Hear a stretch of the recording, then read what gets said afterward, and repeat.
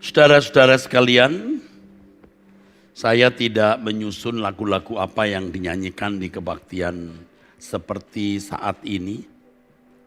Tetapi saya sering takjub terhadap pekerjaan Roh Kudus yang mempersiapkan khotbah saya dengan pujian yang dinyanyikan, saudara. Kalimat lagu yang tadi kita nyanyikan sebelum kita menyambut firman Tuhan, ini kalimat-kalimat yang puitis tetapi benar-benar indah. Saya sendiri sebagai penggubah atau penulis syair lagu ini, kalau disuruh mengulang menulis syair semacam ini, belum tentu dapat, belum tentu bisa ya.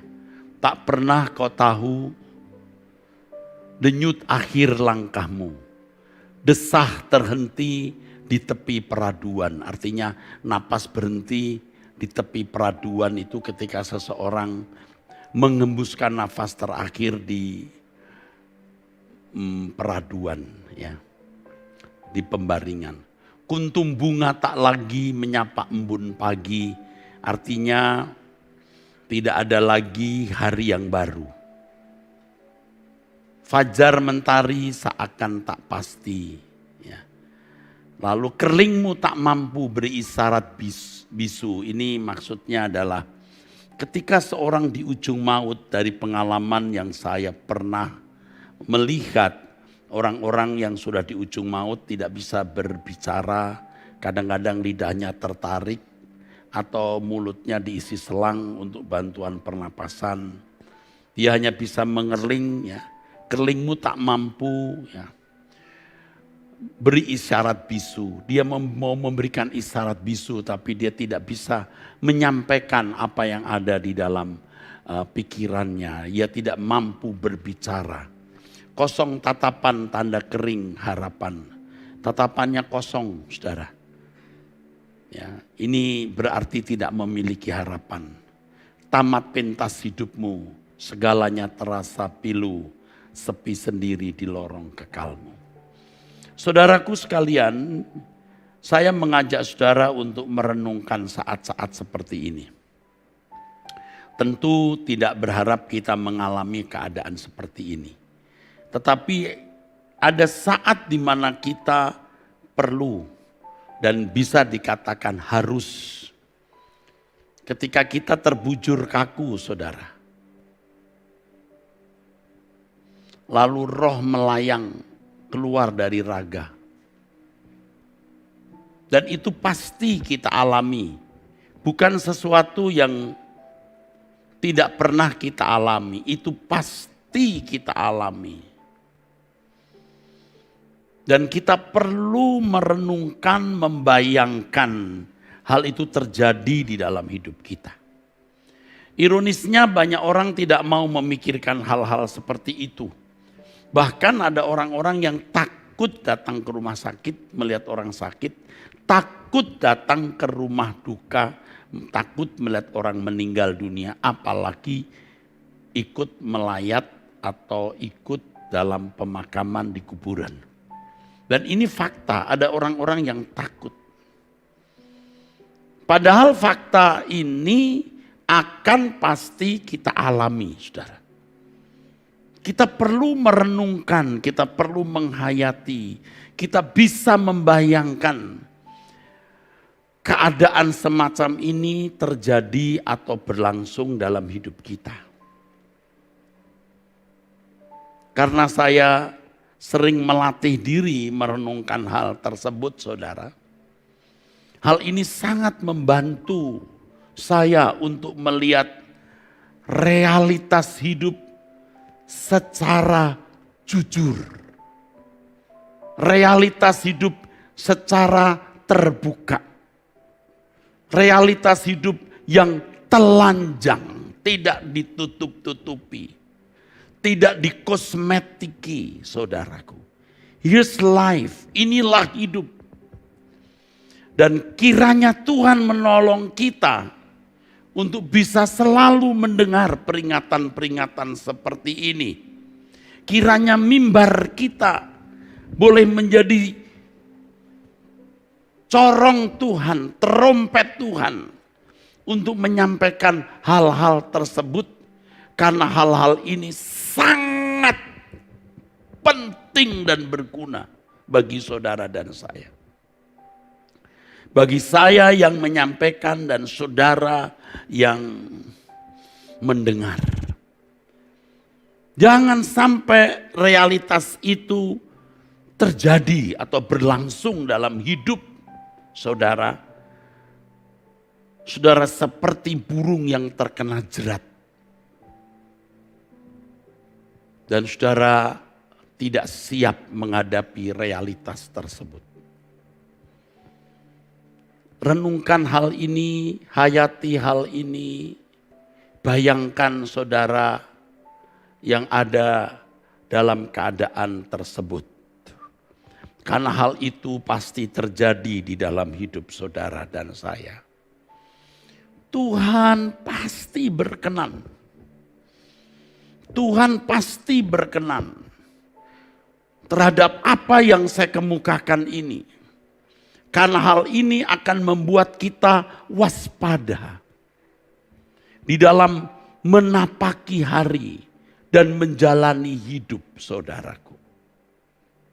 Menjadi manusia itu makhluk yang beresiko sangat tinggi. Resiko yang tak terbayangkan besarnya.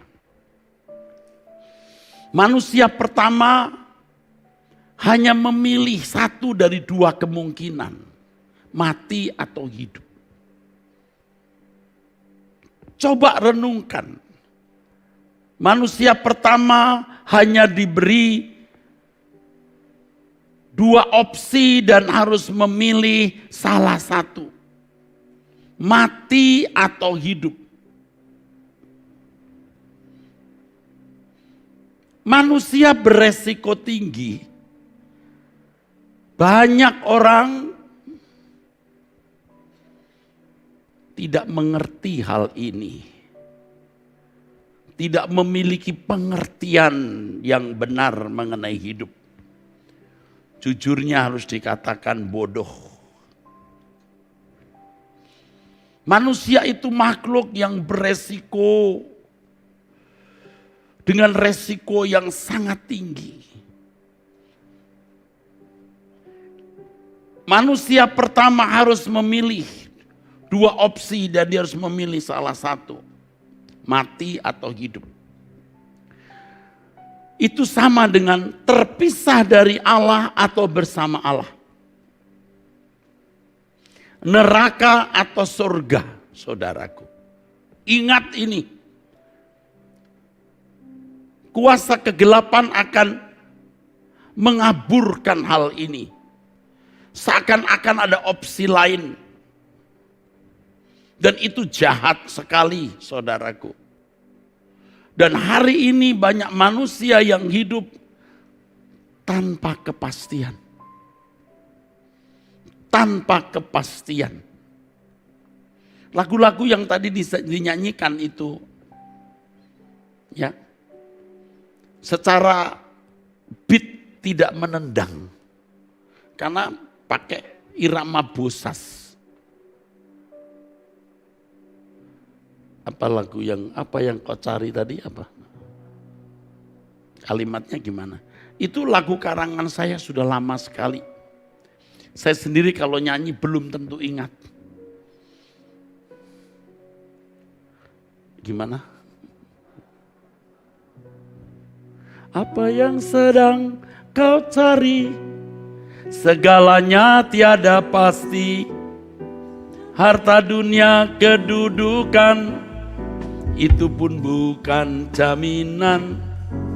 Hanya satu pengharapan, hidup benar dalam Tuhan. Marilah kita menjelang, kerajaannya akan datang. Mari sadarlah, dunia selalu berubah. Tak akan tetap langit dan bumi akan lenyap. Banyak manusia hidup tak berkenan padanya, tak menyadari setiap saat bisa mati. Apa yang sedang kau cari, segalanya tiada pasti. Harta, dunia, kedudukan, itu pun bukan jaminan. Hanya satu pengharapan, hidup benar dalam Tuhan. Marilah kita menjelang kerajaannya kan datang. Ini kan iramanya nggak nendang. Kalau di kalangan orang karismatik, irama bosas itu tidak nendang. Yang nendang itu disco, rock, ya terus ya caca masih bisa. Ini bosas ini kurang atau tidak nendang. Tapi kalimat-kalimatnya nendang. Apa yang sedang kau cari, segalanya tiada pasti. Harta, dunia, kedudukan, itu pun bukan jaminan. Hanya satu pengharapan, hidup benar dalam Tuhan. Marilah kita menjelang kerajaannya. Apa yang kau cari? Segalanya tiada pasti. Harta, dunia, kedudukan, itu pun bukan jaminan. Hanya satu pengharapan, hidup benar dalam Tuhan. Marilah kita menjelang kerajaan. Apa yang sedang kau cari, segalanya tiada pasti. Harta, dunia, kedudukan, itu pun bukan jaminan.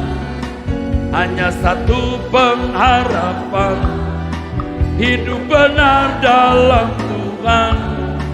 Marilah kita menjelang kerajaan yang akan datang.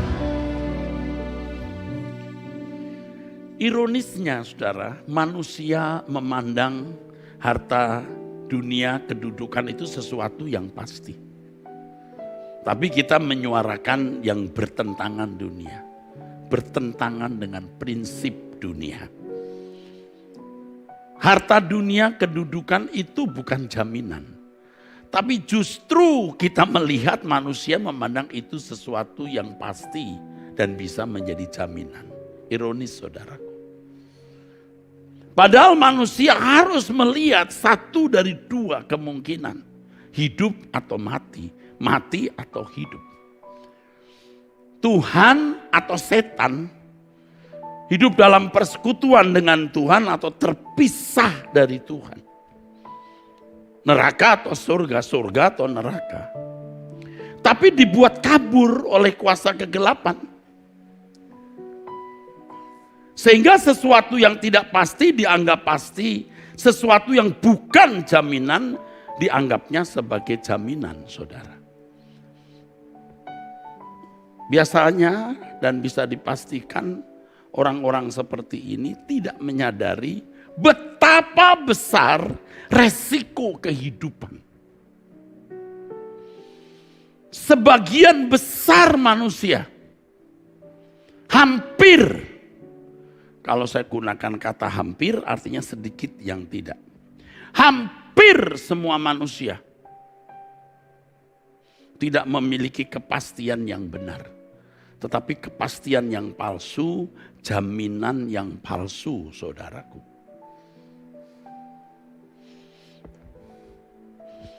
Nah, Bapak Ibu saudara sekalian, harus menghayati hal ini dengan benar. Jangan menjadi manusia yang tidak siap menjadi manusia. Maksudnya Pak, Banyak manusia tidak memahami resiko kehidupan ini, sehingga tidak menjalani hidup sebagai manusia yang bermartabat manusia. Tidak siap menjadi manusia sama dengan orang-orang yang menjalani hidup tanpa bermartabat sebagai manusia. Kita juga melewati tahun-tahun di mana kita hidup tidak bermartabat sebagai manusia. Yaitu ketika kita memandang dunia ini sebagai sesuatu yang bernilai, seakan-akan menjadi sesuatu yang menjamin hidup sebagai kepastian untuk memperoleh kesenangan, kebahagiaan, perlindungan, dan menjadi jaminan tersebut. Ini tidak bermartabat sebagai manusia. Jadi di bawah martabat manusia. Kalau saya menggunakan kata hewan atau binatang mungkin kasar. Tetapi bisa dikatakan lebih baik jadi binatang daripada jadi manusia tapi tidak bertanggung jawab sebagai manusia. Kalau binatang hari ini hidup seperti karnivora yang mencapik-capik hewan lain yang lebih lemah, tidak ada pertanggungan jawab. Binatang ini seperti singa, macan misalnya, hidup, mati, selesai. Tidak ada pertanggungan jawab, tidak ada pengadilan, tidak ada penghakiman. Tidak berlaku hukum tabur tuai, saudara. Tetapi manusia tidaklah demikian. Dia harus menuai apa yang dia tabur. Tadi waktu saya mempersiapkan diri untuk khutbah ini, saya dibawa kepada pemikiran mengenai tabur tuai, saudaraku. Banyak orang tidak menyadari bahwa dia disandera oleh tuaian yang pasti dia akan hadapi. Banyak orang tidak menyadari dia disandera. Hari ini melakukan apa yang dia pandang menyenangkan. Dia menabur kesenangan, kepuasan diri, saudara. Suatu hari dia akan menuai apa yang dia tabur. Dia tidak sadar dia disandera. Nah, kalau saudara memikirkan realitas seseorang di ujung maut seperti yang tadi saya kemukakan, saudara akan lebih waspada, berpikir ulang atas setiap hal yang kita lakukan sekarang, saudara. Banyak orang tanpa sadar sedang disandera oleh apa yang dia lakukan hari ini. Taburan-taburannya. Dia harus menuai, saudara. Dia disandera itu. Katakan amin. Saudara mengerti? Sebab satu kata yang kita ucapkan harus kita pertanggungjawabkan, apalagi satu kalimat, apalagi banyak narasi. Kita disandera, makanya setiap kali kita ingat Tuhan mati di kayu salib menebus dosa kita, syukur. Karena kita tidak akan menuai apa yang telah kita tabur di tahun-tahun yang panjang. Karena Tuhan mengampuni dan Tuhan melupakan. Hanya kita harus hari ini menuai juga akibat perbuatan salah kita masa lalu. Artinya akibat perbuatan salah masa lalu kita itu membentuk karakter. Membentuk kodrat. Kalau saudara dikit-dikit marah, dikit-dikit pukul orang, hari ini Anda nggak bisa langsung jadi sabar. Mengerti? Anda punya irama marah. Kalau marah mesti maki-maki orang dan itu melekat di dalam dirimu. Dan sekarang Anda harus menuai. Lebih baik menuai hari ini dengan berjuang mematikan semua kodrat dosa, natur dosa dalam diri kita. Daripada nanti menuai di keabadian terpisah dari Allah. Dan Tuhan akan menolong kita, saudaraku, untuk menanggulangi keadaan kita akibat kebiasaan akibat kebiasaan dosa-dosa kita masa lalu. Tuhan mengampuni perbuatan dosa yang kita lakukan, tapi Tuhan tidak menghapus kodrat dosa dalam diri kita. Kita yang harus berjuang untuk mematikan atau membunuhnya. Paham saudara? Coba munculkan kalimat lagu "Telah Kau Ampuni Dosaku". Telah Kau ampuni dosaku. Itu ya. Kau hapus semua salahku. Walaupun banyak cacat dan celahku, Engkau menerimaku. Tuhan melupakan dosaku. Tak Kau ingat kesalahanku. Sudah Kau tebus dengan darah kudus. Tuhanku Yesus. Sejauh timur, sejauh timur dari barat, Kau jauhkan pelanggaranku. Setinggi langit di atas bumi, demikian besar kasih setiamu. Atas orang-orang yang takut akan Tuhan dalam kekudusan, seperti Bapa sayang anak-anaknya, Kau sayang padaku. Nah, banyak orang Kristen merasa dosanya sudah diampuni oleh korban Yesus di kayu salib, lalu selesai. Dia tidak tahu bahwa ada tanggung jawab yang dia harus pikul. Itu resiko jadi manusia. Saudara harus menuai yang Anda tabur. Tapi lebih baik menuai sekarang daripada menuai nanti. Tuhan mengampuni dosa kita, menjauhkan pelanggaran kita. Tapi Tuhan tidak menghapus kodrat dosa kita. Itu yang harus kita tanggulangi, kita perjuangkan. Yang karenanya Tuhan Yesus berkata, jadikan semua bangsa muridku. Katakan amin. Nah, gereja harus memberi pelajaran ini. Saya harus berjuang, bukan hanya mengerti kebenaran ini dan mengucapkannya, tapi juga saya harus berjuang untuk menanggulangi kodrat dosa di dalam diri saya. Coba munculkan lagi lagu ini.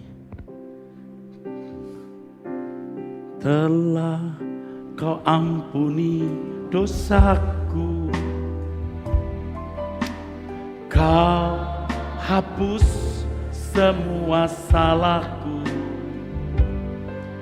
walaupun banyak cacat dan celahku, Engkau menerimaku. Tuhan melupakan, Tuhan melupakan dosaku. Tak Kau ingat kesalahanku. Sudah Kau tebus dengan darah kudus. Tuhanku Yesus. Sejauh timur dari barat, Kau jauhkan pelanggaranku. Setinggi langit di atas bumi, demikian besar kasih setiamu atas orang-orang yang takut akan Tuhan dalam kekudusan. Seperti Bapa sayang anak-anaknya, Kau sayang.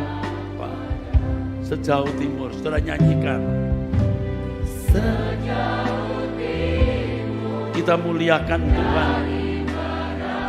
Hargai pengampunannya. Hargai pengampunan, penebusan yang Tuhan kerjakan dalam hidup kita.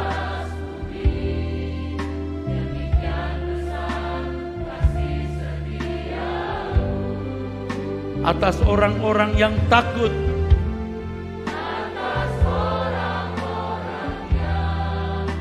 Takut akan Tuhan dalam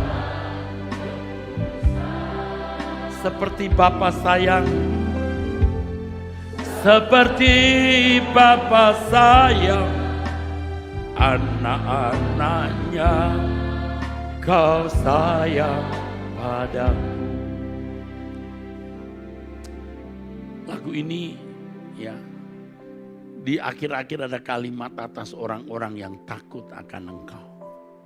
Kalau orang hanya berkata bahwa Tuhan sudah mengampuni dosa, Tuhan telah menghapus kesalahan, dia tidak perlu takut akan Allah sedemikian rupa. Tetapi kalau orang sadar bahwa kodrat dosa di dalam dirinya harus ditanggulangi, dia harus menuai sekarang ini, maka dia harus takut akan Allah. Takut akan Allah yang membuat ia menyelesaikan setiap kebiasaan salah, sekecil apapun, sehalus apapun kesalahan itu. Nyata, siapa orang yang takut akan Allah dan menghormati dia, dan yang tidak takut akan Allah dan yang tidak menghormati dia.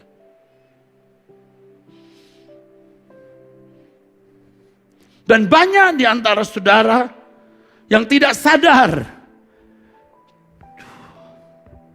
sudah menerima pengampunan dosa, masih saja menabur dosa. Masih saja melakukan kesalahan tanpa menjaga perasaan Tuhan. Ini orang yang tidak takut akan Allah. Celaka saudara. Anda celaka kalau terus-menerus begini. Harus berhenti dari segala perbuatan yang tidak berkenan di hadapan Tuhan. Harus berhenti. Kalau kita berhenti berbuat dosa, kita sedang mau menuai akibat taburan masa lalu kita, yaitu kebiasaan-kebiasaan yang melekat di dalam daging kita dan di dalam jiwa kita. Menuai di dalam arti kita menanggulanginya. Kebiasaan-kebiasaan yang Tuhan tidak kehendaki. Ini perjuangan berat. Kenapa harus begini? Karena kita manusia. Kita punya resiko kehidupan. Kita mau terpisah dari Allah atau bersama dengan Allah. Jadi jangan berpikir penebusan oleh karya Kristus membuat Anda otomatis menjadi anak Allah yang bersama dengan Dia.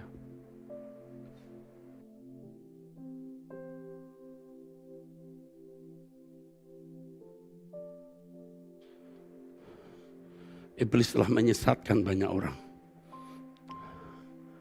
Sehingga Anda menganggap hidup ini murahan.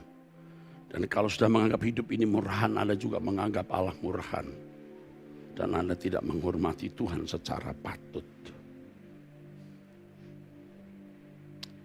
Kalau Tuhan mengingatkan kita mengenai kebenaran ini, kita mau berubah. Kita mau bertobat. Selagi masih ada kesempatan, saudaraku sekalian. Demikian firman Tuhan. Demikian firman Tuhan. Dan Tuhan mau saudara benar-benar merespon apa yang disampaikan hambanya ini. Dan melakukan tindakan konkret dan tidak menunda. Mungkin hanya tinggal satu kali kesempatan. Satu kali peringatan. Dan bukan tidak mungkin ini bisa merupakan peringatan yang terakhir untuk saudara. Jangan lagi menuai dosa, jangan lagi menabur dosa. Jangan menabur dosa lagi. Tapi kita menuai akibat kesalahan masa lalu kita. Kebiasaan-kebiasaan yang menyatu di dalam daging kita. Menyatu dalam nafsu kita. Menyatu dalam jiwa kita. Kita mau menyelesaikan. Dan itu orang-orang yang takut akan Allah. Demikian kasih setianya atas orang-orang yang takut akan Tuhan. Seperti Bapa sayang anak-anaknya, dia sayang padaku. Dia sayang padaku bukan hanya memberikan putra tunggalnya. Dia juga memberikan rohnya sendiri dalam diri kita.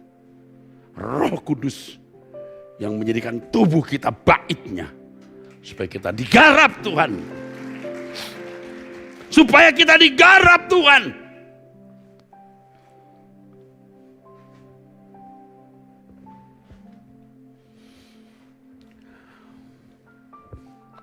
Tahukah saudara bahwa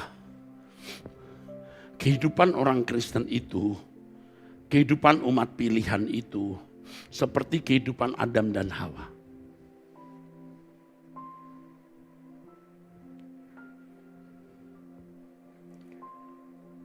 Manusia yang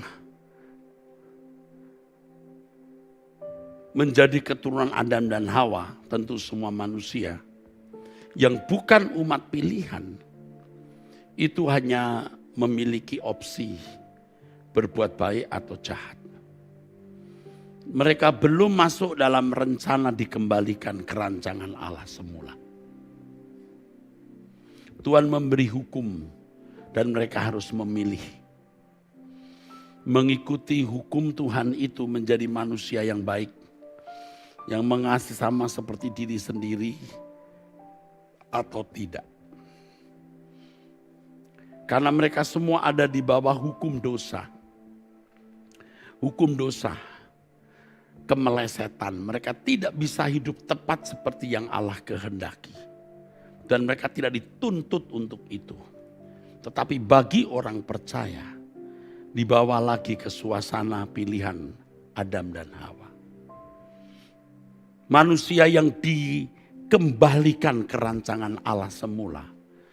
Yang dimungkinkan untuk bukan saja segambar tapi serupa dengan Allah. Orang-orang yang memiliki pilihan bukan hanya baik, tapi juga sempurna. Orang di luar umat pilihan memilih baik dan jahat. Tapi kita memiliki satu pilihan lagi sempurna. Nah, kita ditantang untuk memilih pohon kehidupan, yaitu Tuhan sendiri, atau pohon pengetahuan yang baik dan jahat, yaitu suara dunia. Sementara kita memiliki keadaan sebagai manusia yang telah hidup di bawah hukum dosa. Hukum dosa bukan hukuman dosa. Hukum dosa keberadaan kita yang serba meleset. Tidak mampu melakukan apa yang tepat seperti Allah kehendaki. Karena kebiasaan-kebiasaan dosa yang kita lakukan. Memang ada orang-orang Kristen yang memang dari kecil di lingkungan baik dan menjadi orang baik. Tetapi lebih banyak orang Kristen yang telah terbawa oleh suasana dunia. Di mana dagingnya telah merekam nafsu-nafsu, jiwanya telah merekam nafsu-nafsu, ambisi yang jauh dari standar kesucian Allah. Tetapi Bapa di surga mengirim putra tunggalnya, mengampuni dosa kita, menganggap kesalahan yang kita lakukan itu tidak ada, terhapus oleh darah Yesus. Tetapi kodrat dosa itu melekat dan tidak otomatis hilang. Oleh Roh Kudus kita dibawa kepada seluruh kebenaran. Firman yaitu Injil menguduskan. Yohanes 17, firman-Mu adalah kebenaran. Kuduskan mereka dalam kebenaran. Kita berpotensi untuk dikembalikan ke rancangan Allah semula ini, saudara. Ini resiko yang lebih tinggi dari resiko orang yang bukan umat pilihan. Karena kepada kita Tuhan Yesus jelas tegas berkata, kamu harus sempurna seperti Bapa. Yang kalau dibahasakan dengan kalimat lain yang tidak salah, tidak berubah maknanya adalah kamu harus segambar dan serupa dengan Bapa.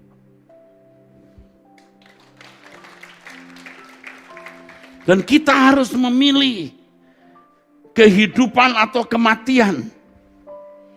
Menjadi sekutu Tuhan atau seteru Tuhan.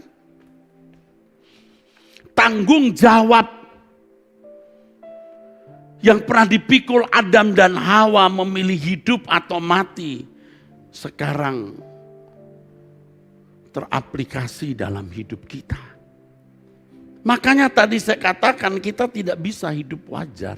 Frekuensi kita beda, saudaraku. Dan ini yang harus saudara dengar, saudara mengerti, dan saudara terima. Kita bukanlah seperti orang-orang beragama pada umumnya yang diarahkan sekedar jadi baik. Memang agama tidak mengajarkan kejahatan, semua agama mengajarkan kebaikan, termasuk kekristenan yang dimodifikasi. Cukup membuat orang bergereja jadi baik. Tetapi Kristen yang sejati hendak mengembalikan manusia kepada Allah di mana tubuh manusia menjadi baitnya. Itu yang saya khotbahkan jam 11 pagi tadi dan saya lengkapi hari ini.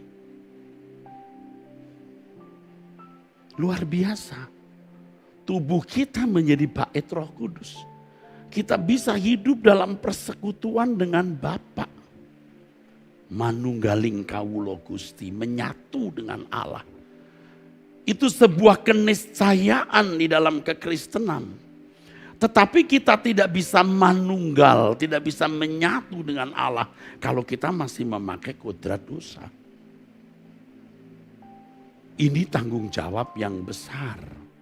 Makanya kita harus terus mengkonsumsi, menyerap kebenaran Tuhan yang mengubah karakter kita.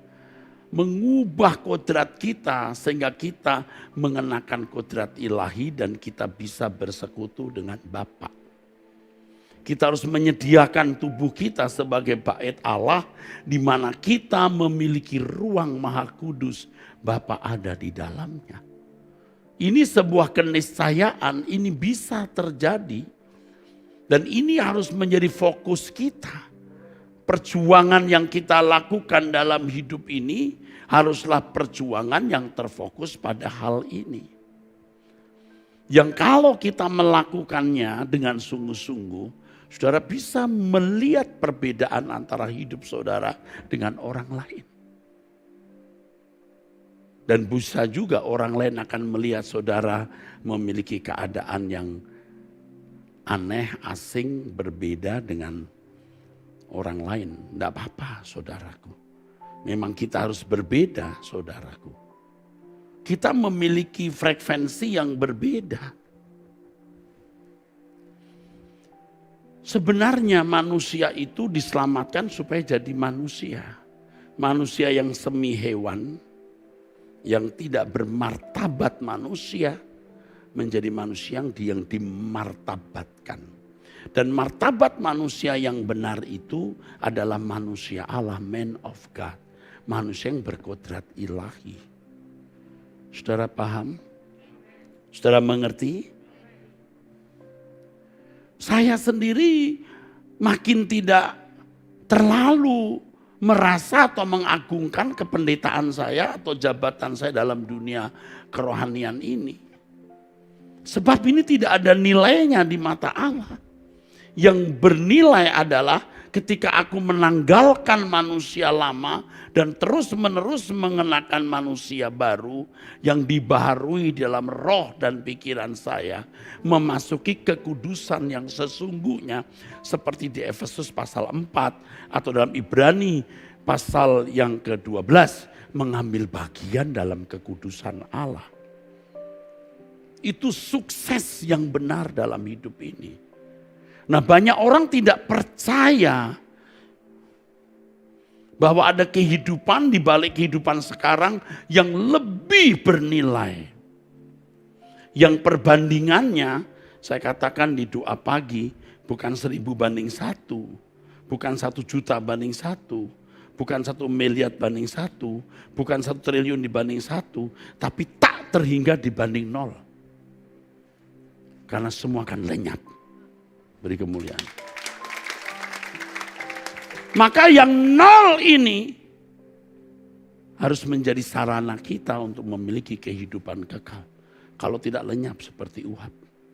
Jadi jangan merasa saudara gagal, miskin, lemah, tak bernilai karena tidak menikah, tidak punya jodoh, tidak punya anak, atau miskin, atau tidak berpendidikan tinggi. Anda tertindas sebagai orang yang dipandang rendah. Jangan merasa gagal di situ. Karena sukses kita yang sesungguhnya adalah ketika kita menjadi manusia Allah, man of God, dan menyatu dengan Allah. Dan itu back to the basic, itulah manusia yang Allah inginkan.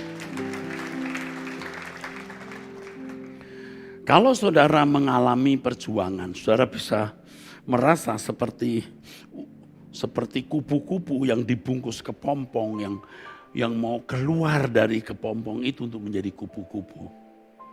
Ini untuk tingkat tertentu. Tapi yang lain mungkin tingkat ulat baru mau masuk jadi kepompong. Saudara akan menggeliat, aduh kok gak keluar-keluar ya. Kok masih duniawi, kok dagingku belum mati ya. Dan memang itu proses. Kalau saudara putus asa, saudara berhenti.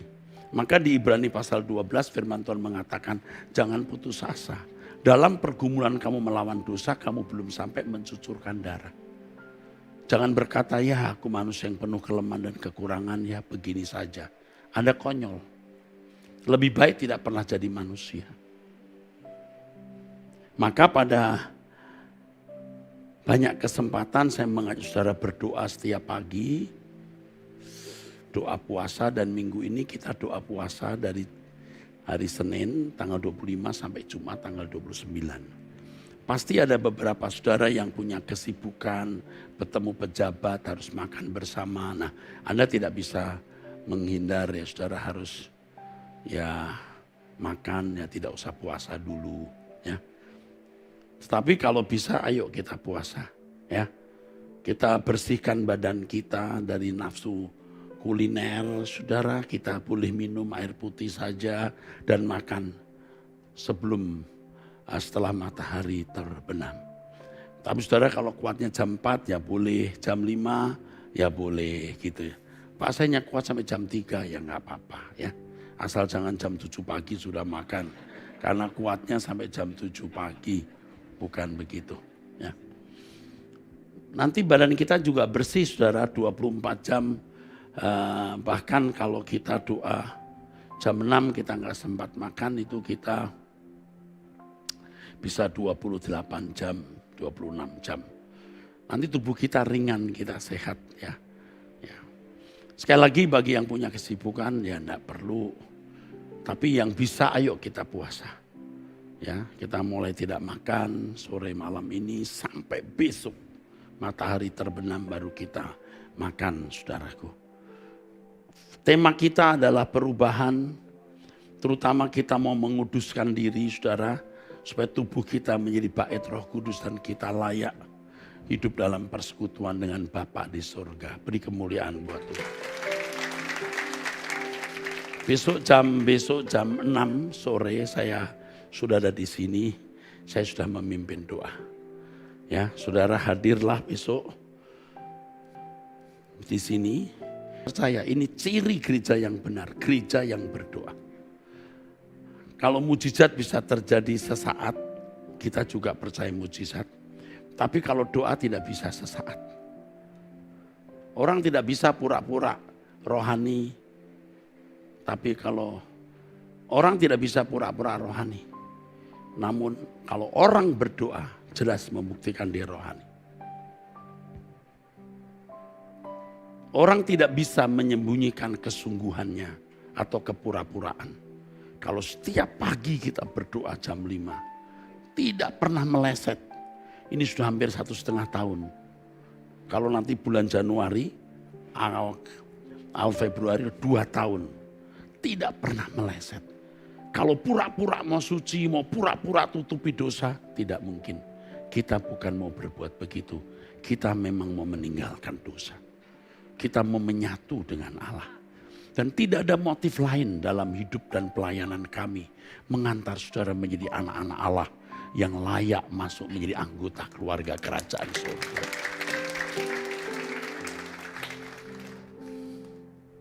Ayo kita dientaskan dari kebodohan. Dientaskan dari ikatan-ikatan kuasa dosa. Kita mau dientaskan. Kita mau sungguh-sungguh berubah. Saudara mau? Jangan tidak melakukan apa yang saya nasihatkan. Doa pagi, doa puasa jika bisa, mendengarkan khotbah. Dan saudara akan bisa merasakan hadirat Tuhan yang kuat di ruangan kita ini. Setiap kali datang kebaktian. Terutama saudara kebaktian jam 11 dan kebaktian jam 5 sore hari Minggu. Saya berdoa karena lawatan Tuhan. Saudara akan merasakan hikmat-hikmat surgawi, menangkap hikmat-hikmat surgawi yang Anda tidak pernah pikirkan sebelumnya. Karena yang kita nantikan sekarang suara Tuhan, bukan suara manusia. Amin.